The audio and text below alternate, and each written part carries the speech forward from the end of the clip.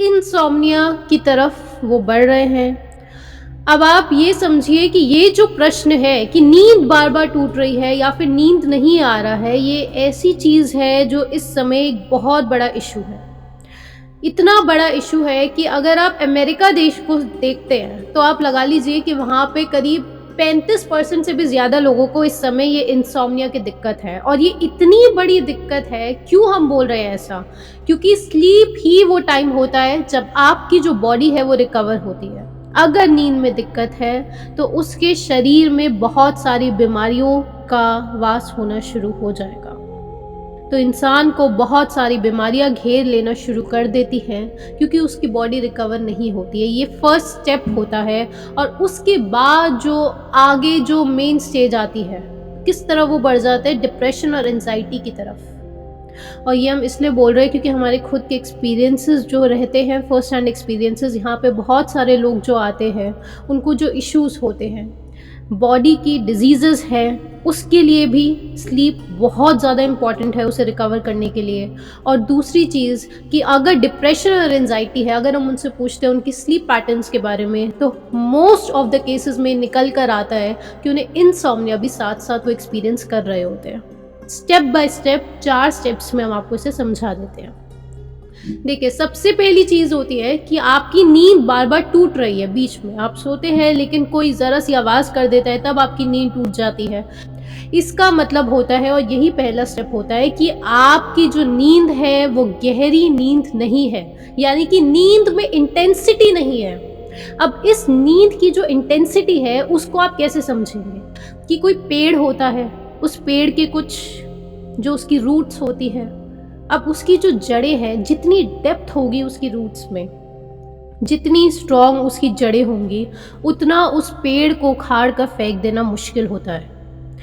अगर आपकी root strong है तो आप समझ लीजिए कि आपका आधा इशू सॉल्व है।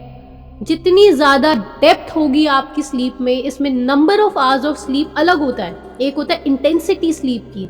इंटेंसिटी स्लीप की बहुत ज़्यादा अगर आपकी डेप्थ वाली स्लीप होती है तो आप उतना जल्दी और ज़्यादा फास्ट रिकवर हो पाते हैं, उतना जल्दी और ज़्यादा एक्टिव उठ पाते हैं। तो मेन इशू है कि नींद जो है उसमें डेप्थ ही नहीं है, गहराई नहीं है नींद की। तो आप देखेंगे कि जो मिलिट्री में लोग होते हैं, बहुत ज़्यादा ये फेमस भी है वीडियोस, कि शुरुआत में जो बच्चे मिलिट्री की ट्रेनिंग लेते हैं उन्हें इतनी ज़्यादा नींद आ रही होती है, इतनी ज़्यादा वो डेप्थ में सो रहे होते हैं कि उन्हें उठाकर किसी इंसान को प्रॉपर उन्हें खड़ा करना पड़ता है। इतनी ज़्यादा उन्हें नींद आ रही होती है। और आप कभी सोच सकते हैं कि कोई मिलिट्री वाला इंसान बोल रहा है कि मुझे नींद का इशू है। ये बहुत ही डिफ़िकल्ट है ऐसी सिचुएशन फाइंड करना। क्यों? क्योंकि वो हर समय अपनी बॉडी पे प्रॉपर वर्क कर रहे होते हैं। तो अगर आपकी नींद का इशू है तो जो मिलिट्री वाले कर रहे हैं आप वो कर लीजिए। एक तरीका ये है, आपका आधा इशू सॉल्व, वहीं पे इशू सॉल्व हो गया आपका कि नींद का इशू ख़त्म, क्योंकि वो एक परफेक्ट एग्जाम्पल है जिन्हें नींद का कोई इशू नहीं आ रहा है। वहीं दूसरी तरफ एक और उदाहरण हम आपको दिखाते हैं, किसी लेबर की, किसी मजदूर की आप स्लीप देखते हैं तो आप देखेंगे कि उनको आप जितना मर्जी, उनको रात में जब वो सो रहे हैं तो उन्हें उठाने के लिए बहुत ज़्यादा मेहनत करनी पड़ती है। वो जल्दी से नहीं उठते हैं, बाहर चाहे जितनी मर्जी आवाज़ आ रही हो नहीं उठेंगे, क्योंकि गहरी नींद में होते हैं वो। क्यों गहरी नींद में होते हैं? क्योंकि उससे पहले उन्होंने एक इम्पॉर्टेंट स्टेप फुलफिल कर लिया होता है। कौन सा स्टेप? अपने शरीर को थकाने का स्टेप। कि अगर आपको डेप्थ चाहिए स्लीप में तो आपको अपनी इस बॉडी को थकाना होता है। लेकिन हम लोगों को वहम होता है कि हमारी बॉडी तो थक गई है और फिर आप सोने चले जाते हैं। वो आपका बहुत बड़ा वहम है। हम क्यों बोल रहे हैं? क्योंकि अगर सच में आपको थकान हुई होती, आपकी बॉडी को थकान हुई होती अगर सच में, तो आप सोच सकते हैं कि कभी भी आपको मोटापा होता। ऐसा संभव नहीं है। आपका जो एक्स्ट्रा फैट जो चढ़ रहा है, जो बॉडी पे जो एक्स्ट्रा फैट चढ़ रहा है, वो कैसे चढ़ता? वो पॉसिबल नहीं है, क्योंकि आपकी बॉडी थक नहीं रही। बॉडी थक रही होती है। आप ऐसे समझे, अगर आप एक्सरसाइज कर रहे होते तो बॉडी पे फैट नहीं चढ़ता, ये आप समझते हैं। यानी कि आपकी बॉडी थकती है, फैट नहीं चढ़ता है। तो ये चीज़ आप क्लियर हो गए हैं। अब जब आप सोने जा रहे हैं तो आपको लग सकता है कि आप बहुत ज़्यादा काम कर चुके हैं, आपने पूरे दिन में इतनी ज़्यादा मेहनत करी है। लेकिन वो मेहनत कुछ इस प्रकार की मेहनत होती है कि आप एक मैराथन रनर के एग्जाम्पल से समझिए कि कितनी कम मेहनत आप लोग असलियत में कर रहे होते हैं, और हमें वहम हो जाता है कि हम बहुत ज़्यादा मेहनत कर रहे हैं और हम नींद को डिज़र्व भी करते हैं। नींद डिज़र्व असलियत में नहीं कर रहे होते हैं, क्योंकि हमारा जो माइंड है, मस्तिष्क है, वो ज़रूर थक जाता है, लेकिन बॉडी नहीं थकती है। और बॉडी नहीं थकती है इसी वजह से वो आपकी बॉडी में एक्स्ट्रा फैट और जो टमी, जो एक्स्ट्रा चर्बी चढ़ी हुई है, वो उसके फॉर्म में बहुत ईजिली दिख जाता है। क्योंकि लाइफस्टाइल इस प्रकार से हो गया है कि एक ही जगह पे इंसान को बैठे रहना है, और हर समय बैठे तो रहना ही है, लेकिन साथ में वो मस्तिष्क से, अपने जो माइंड से इतना ज़्यादा थका हुआ रहता है। एक तो है कि एक जगह पर बैठे रहना है, वो भी हम आपको समाधान बताएंगे। आप देखिए कि एक मैराथन रनर है, अगर आपको 5 किलोमीटर भागने को कहा जाए, 5 किलोमीटर अगर एक मैराथन रनर भागेगा, जो इस समय जो टॉप के मैराथन रनर्स हैं, मान लीजिए कि 20 किलोमीटर पर आवर के स्पीड से वो चल रहे हैं, 20 की स्पीड से, तो आप समझ लीजिए कि वो 15 मिनट में, करीब 15 मिनट में वो 5 किलोमीटर पूरा दौड़ जाएंगे। अब वो 15 मिनट में 5 किलोमीटर की दूरी तय कर रहे हैं। वहीं अगर आपको बोला जाएगा कि आप 5 किलोमीटर चलिए, तो आप 1 घंटे में करेंगे यही काम। अब डिस्टेंस 5 किलोमीटर दोनों के लिए सेम है। मैराथन रनर वही काम 15 मिनट में कर रहा है, और वही काम आप 1 घंटे में कर रहे हैं। तो आपके हिसाब से मस्तिष्क की थकान किसे ज़्यादा होगी, आपको या फिर मैराथन रनर को? मस्तिष्क की थकान ज़्यादा किसे होगी? आपको होगी, क्योंकि आपने 1 घंटा लगा कर तब जाके आप 5 किलोमीटर वो पूरा कराया आपने। लेकिन शरीर की थकान किसे ज़्यादा होगी? शरीर की थकान हमेशा मैराथन रनर को ज़्यादा होगी, क्योंकि उसने 15 मिनट में वो दूरी तय करी है, वो बहुत तेज़ी से भागा तब जाके उसने वो दूरी तय करी है। तो आप समझ पा रहे होंगे इस उदाहरण से कि मस्तिष्क की थकान किसे बोलते हैं और शरीर की थकान क्या होती है। अब आप लोग अधिकतर बार क्या होता है कि आप हर समय एक वॉकिंग की स्पीड पे चल रहे होते हैं। हम हर समय वॉक कर रहे हैं, लेकिन असलियत में ज़रूरत होती है जॉगिंग की। और अगर आपको लगता है आप जॉगिंग कर रहे हैं, तो आप जॉगिंग मत कीजिए, आप रनिंग कीजिए। आपके शरीर को उसकी ज़रूरत है। और साथ में जब आप अपने रास्ते पर चल रहे हैं, जो कि आपकी ज़िंदगी है, आप उसमें चल रहे हैं, स्लो स्पीड से चले जा रहे हैं, साथ में बहुत सारे स्ट्रेस हैं। और वो जो स्ट्रेस है, वो क्या कर रहे हैं, वो आपके मस्तिष्क को थका रहे हैं हर समय। तो दूसरा जो सबसे इम्पॉर्टेंट इशू आता है कि आपका जो मस्तिष्क है वो बहुत ज़्यादा स्ट्रेस में रहता है हर समय।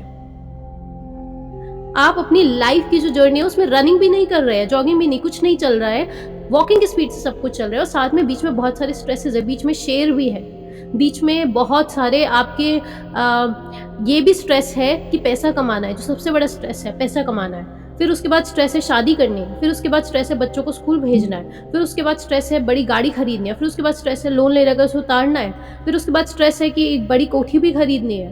ये सारे अलग अलग स्ट्रेस खुद के डेवलप्ड हैं, वो जो हमने अपने उस पूरी जर्नी में ऑलरेडी सेट करे हुए हैं। स्पीड भी स्लो है, साथ में बहुत सारे स्ट्रेस भी है। मस्तिष्क इतना ज़्यादा थक चुका है कि अब बॉडी पे जान ही नहीं है कि वो आगे कुछ काम भी कर पाए। आप क्या कीजिएगा कि कभी एक बार आप लाइफ में एक बार आप रेड बुल पी के देखिए। रेड बुल जो है, चाहे पूरी मत पीजिए, आधी पी के देखिए। उसका जो वैसे ही बिल्कुल हार्मफुल होता है, हम कभी भी ऐसा कुछ रिकमेंड नहीं करते हैं, लेकिन एक बार आप ट्राई कीजिए। रेड बुल आप पिएंगे तो आपको समझ में आएगा। अगर आप उस समय ऑलरेडी एक्टिव है तब तो मत ही पीजिएगा, कभी थके भी हुए और तब आप रेड बुल पीते हैं, तब आप बहुत ईजिली समझ पाएंगे कि हुआ क्या है आपको। आप शॉक में आ जाएंगे।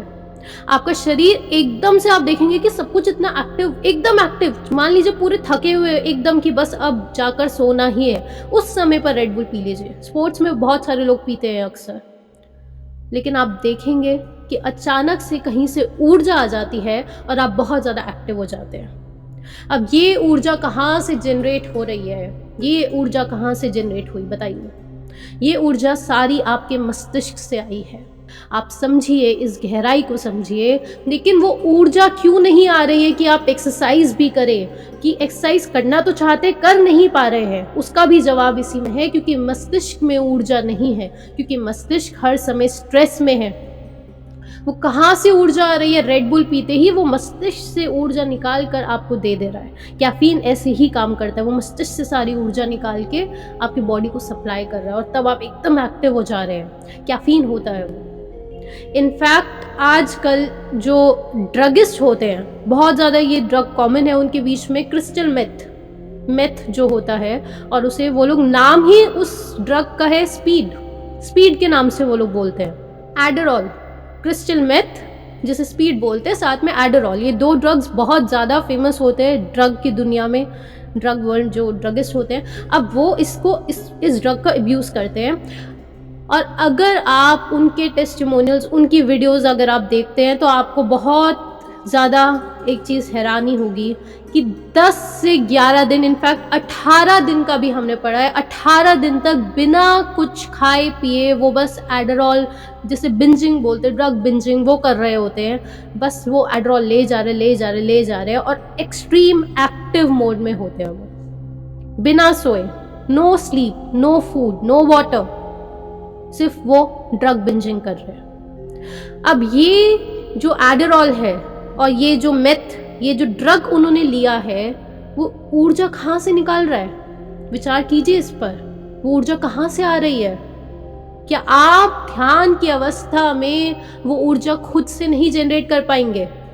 क्या केवल उन ड्रग से ही ऊर्जा निकाली जा सकती है? वो रेड बुल से जब आपके अंदर कैफीन आ रहा है तभी ऊर्जा निकाली जा सकती है? वो सारी ऊर्जा आपके मस्तिष्क से आती है। उस पर आपको सबसे पहले वर्क करना होता है।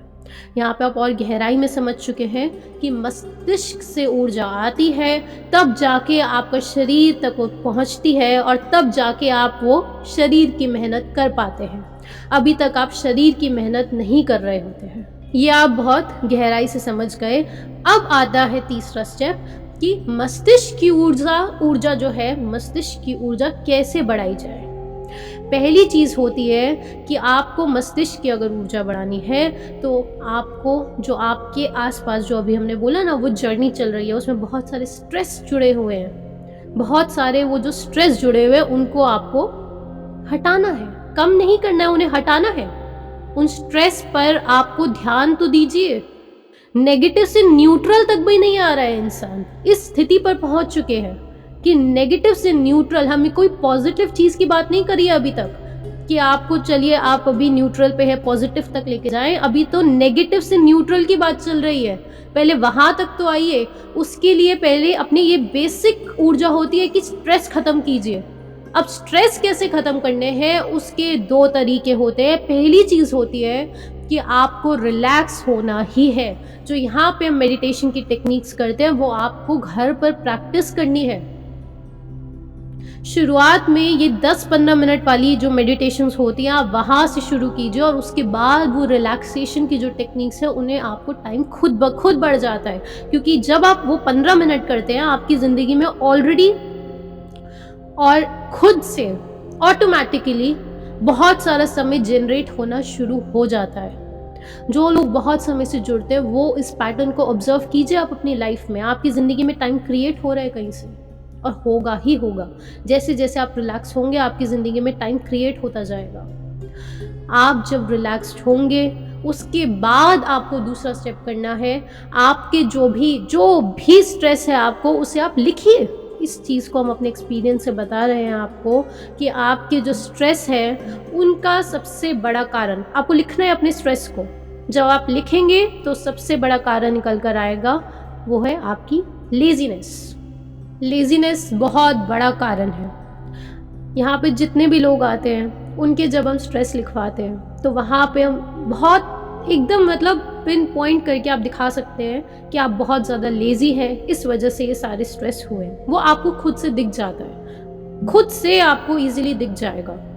और दूसरी चीज़, जैसे ही आपको दिखेगा लेज़ीनेस, तो बस तुरंत सॉल्व कर दीजिए, तुरंत उसे सॉल्व करना है। अब क्या होता है, अब इसी में एक और चीज़ समझिए कि अब क्या होता है, अक्सर फीमेल्स के साथ ही बहुत ज़्यादा होता है कि किसी चीज़ को सोचते रहते हैं। मतलब उदाहरण के लिए, मान लीजिए आपको जिम जाना है, ठीक है, अगले दिन आपको जिम में जाना है, और आप पिछले दिन से ही शाम को प्लानिंग करने लग जाएंगे कि जिम जाकर मैं ये करूँगा, मैं वो करूँगा, ये वर्कआउट, या फिर कोई और काम करना है कि मुझे कोई भी काम, आप उसकी इतनी ज़्यादा बार सोच चुके हैं, उसका इतना ज़्यादा स्ट्रेस दे देंगे अपने मस्तिष्क को कि जब वो काम आपको करना होगा, तब उस समय आपके पास ऊर्जा नहीं बचती है वो काम करने के लिए। पहली चीज़।